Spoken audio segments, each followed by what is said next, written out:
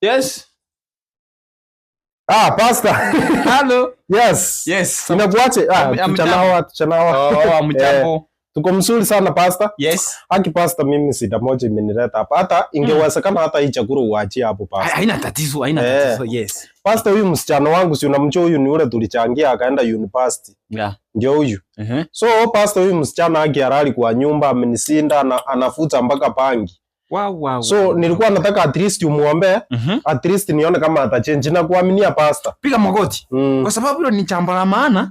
Piga magoti. Yes pastor. Uweze kuombea ndio Mwenyezi Mungu aweze kumgusa. Yes. Mwenyezi Mungu uliye juu mbinguni. Amen. Tumekuja mbele zako kumtakasa huyu msichana ambaye ameweza kuharibika. Amen pastor. Ambaye ameweza kutekwa na roho mchafu. Sindo katika jina la Yesu. Ambaye ameweza kukita kambi katika shetani. Amen. Mwenyezi Mungu, tunakuomba uweze kusikia maombi. Huyu ni mwanadada mdogo ambaye anafaa kutumika kama kioo cha jamii. Yes pastor. Mwenyezi Mungu, kwa haya machache ambayo nimekuomba, naamini ya kwamba yatafika hapo juu. Amina. Katika jina la Yesu naomba na kuamini.